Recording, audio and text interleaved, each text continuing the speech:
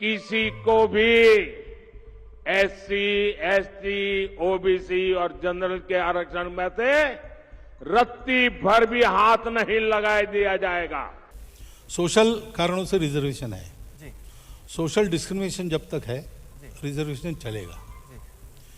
जिनको मिल गया और जिनका ठीक हो गया उतना लार्ज हार्टेड चाहिए, उन्होंने दे देना चाहिए।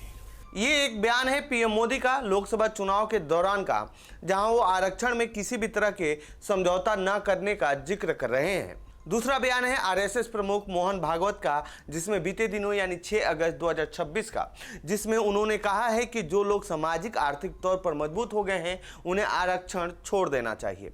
उनके इस बयान के आने के बाद इसके कई मायने निकाले जा रहे हैं, लेकिन इस बीच एक याचिका ने आरक्षण पर बहस एक बार फिर तेज कर दिया है। इस बार चर्चा एससी एसटी में क्रीमी लेयर होना चाहिए या नहीं, इसको लेकर हो रहा है।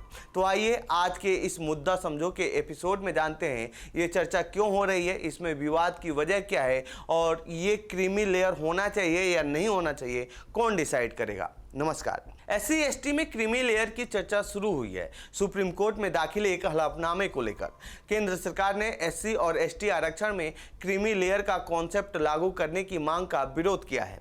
सरकार का तर्क है कि एससी और एसटी समुदायों ने जिन ऐतिहासिक और सामाजिक मुश्किलों का सामना किया है उनकी तुलना सिर्फ आर्थिक पिछड़ेपन से नहीं की जा सकती है। सरकार ने यह भी कहा है कि आरक्षण की मौजूदा नीतियों में बदलाव करना संसद का काम है, अदालतों का नहीं। याचिका में क्या मांग की गई है? दरअसल केंद्र सरकार ने बीजेपी नेता और वकील अश्वनी कुमार उपाध्याय की ओर से दाखिल एक जनहित याचिका यानी पीआईएल का जवाब दे रही थी।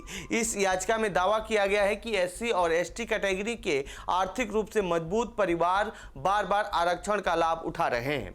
याचिकाकर्ता का तर्क है कि इससे इन समुदायों के सबसे पिछड़े लोगों तक आरक्षण का फायदा नहीं पहुंच पा रहा है और एक तरह से एलिट कैप्चर की स्थिति बन रही है। याचिका में सिर्फ एससी और एसटी ही नहीं बल्कि ओबीसी और ईडब्ल्यूएस समेत सभी आरक्षित कैटेगरी में आय के आधार पर प्राथमिकता तय करने की मांग की गई है। सुप्रीम कोर्ट के 2024 के फैसले का क्या कनेक्शन है? याचिका में अगस्त 2024 के सुप्रीम कोर्ट के फैसले का भी हवाला दिया गया है। इस फैसले में संविधान पीठ ने एससी और एसटी के भीतर उप वर्गीकरण यानी सब क्लासिफिकेशन की अनुमति दी थी। इस 7 जजों की संवैधानिक पीठ में से 4 जजों ने एससी और एसटी पर भी क्रीमी लेयर का सिद्धांत लागू करने का सुझाव दिया था। इसी का हवाला देते हुए याचिका में मांग की गई है कि सामाजिक और आर्थिक तौर पर आगे बढ़ चुके लोगों को आरक्षण के फायदे से बाहर रखा जाए। अश्वनी कुमार उपाध्याय का तर्क है कि अगर जो लोग पहले ही सामाजिक तौर पर आगे बढ़ चुके हैं उन्हें भी आरक्षण का लाभ मिलता रहेगा तो सकारात्मक कार्रवाई यानी अफर्मेटिव एक्शन का मूल उद्देश्य ही खत्म हो जाएगा। ऐतिहासिक भेदभाव वर्सेज आर्थिक स्थिति। अब केंद्र सरकार का सबसे बड़ा तर्क क्या है, इसे समझते हैं। सरकार ने अपने जवाबी हलफनामे में कहा है कि एससी, एसटी और ओबीसी की पहचान के आधार अलग अलग हैं। एससी यानी अनुसूचित जातियों को पहचानने का एक प्रमुख आधार छुआछूत की वजह से हुआ ऐतिहासिक भेदभाव और नुकसान है। वहीं एसटी यानी अनुसूचित जनजातियों की पहचान उनकी अलग संस्कृति, भौगोलिक अलगाव और सामाजिक पिछड़ेपन जैसे आधारों पर होती है, जबकि ओबीसी की पहचान मुख्य रूप से सामाजिक, शैक्षणिक और आर्थिक पिछड़ेपन के आधार पर की जाती है। यानी सरकार का कहना है कि एससी और एसटी के मामले को सिर्फ आर्थिक स्थिति के चश्मे से नहीं देखा जा सकता। सरकार के मुताबिक एससी और एसटी आरक्षण का मकसद सिर्फ गरीब लोगों को आर्थिक मदद देना नहीं है, उसका उद्देश्य सामाजिक समानता और न्याय सुनिश्चित करना है, ऐतिहासिक भेदभाव को खत्म करना, सार्वजनिक जीवन में इन समुदायों की भागीदारी बढ़ाना है। इसी आधार पर केंद्र सरकार का तर्क है कि एससी और एसटी समुदायों के साथ होने वाला भेदभाव उनकी आर्थिक स्थिति पर निर्भर नहीं करता। यानी कोई व्यक्ति आर्थिक रूप से मजबूत हो जाए इसका मतलब यह नहीं है कि उसके समुदाय के साथ जुड़ा ऐतिहासिक और सामाजिक भेदभाव भी खत्म हो गया है। और यही इस पूरे विवाद का सबसे अहम सवाल है, क्या आरक्षण का आधार सिर्फ आर्थिक स्थिति होनी चाहिए या फिर ऐतिहासिक और सामाजिक भेदभाव को भी उतना ही महत्व दिया जाना चाहिए? कानून क्या कहता है?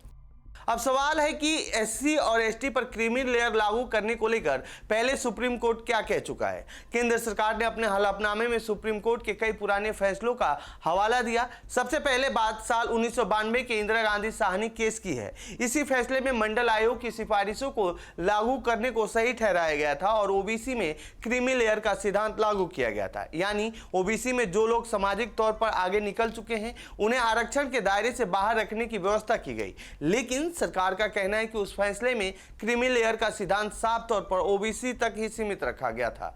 फैसले में कहा गया था कि एससी और एसटी के मामले में क्रीमी लेयर की कोई प्रासंगिकता नहीं है। इसके बाद केंद्र ने साल 2008 के अशोक कुमार ठाकुर केस का भी हवाला दिया है। सरकार के मुताबिक इस फैसले में भी स्पष्ट किया गया था कि क्रीमी लेयर का सिद्धांत एससी और एसटी पर लागू नहीं होता। इसके बाद सरकार ने साल 2005 के ईवी चिन्नैया फैसले का जिक्र किया। इस फैसले में कोर्ट ने कहा था कि अगर भविष्य में एससी में क्रीमी लेयर को बाहर करने की जरूरत महसूस होती है तो इस दिशा में कानून बनाने का अधिकार संसद के पास होगा।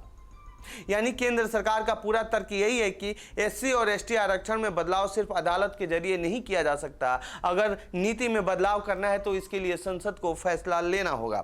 और अब इसी सवाल पर एक बड़ी कानूनी बहस खड़ी हो गई है। क्या एससी एसटी आरक्षण में क्रीमी लेयर का सिद्धांत लागू होना चाहिए या इन समुदायों के ऐतिहासिक भेदभाव को देखते हुए उन्हें इससे अलग रखा जाना चाहिए।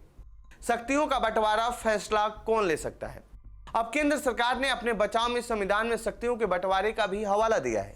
सरकार ने कहा है कि संविधान के अनुच्छेद 341 और 342 के तहत एससी और एसटी की शुरुआती सूचियां राष्ट्रपति अधिसूचित करते हैं। एक बार ये सूचियां अधिसूचित हो जाएं तो इनमें किसी भी तरह का समावेश या वैश्वीकरण सिर्फ संसद के कानून के जरिए ही किया जा सकता है। केंद्र का कहना है कि राज्य सरकार, अदालत, ट्रिब्यूनल या कोई दूसरा प्राधिकरण इन सूचियों में बदलाव या फेरबदल नहीं कर सकता। अब इस मामले में याचिकाकर्ता ने रीट ऑफ मैंडमस यानी परामर्श की मांग की है। यह एक ऐसा न्यायिक आदेश होता है जिसके जरिए अदालत किसी सरकारी संस्था को खास काम करने के निर्देश दे सकती है। लेकिन केंद्र सरकार का तर्क है कि आरक्षण की नीति बनाना या आय के आधार पर प्राथमिकता तय करना इतना आसान फैसला नहीं है। इसके लिए व्यापक समीक्षा, ठोस आंकड़ों और जरूरी कानूनी अधिकारों की जरूरत होगी। सरकार ने सुप्रीम कोर्ट के पुराने फैसलों का हवाला देते हुए कहा है कि अदालतें सिर्फ इसलिए कार्यपालिका को किसी खास नीति को लागू करने का निर्देश नहीं दे सकती क्योंकि कोई दूसरा विकल्प ज्यादा बेहतर, निष्पक्ष या समझदारी भरा दिखाई देता है। यानी केंद्र का साफ तर्क है, नीति बनाना संसद और सरकार का काम है, अदालत का नहीं। इसी आधार पर केंद्र ने यह भी कहा कि संविधान के अनुच्छेद 32 के तहत यह याचिका सुनवाई योग्य नहीं है क्योंकि इसमें किसी मौलिक अधिकार के उल्लंघन को साबित नहीं किया गया है। सरकार ने याचिका को गलत धारणा पर आधारित और बिना ठोस आधार वाली बताते हुए सुप्रीम कोर्ट से इसे खारिज करने की मांग की है।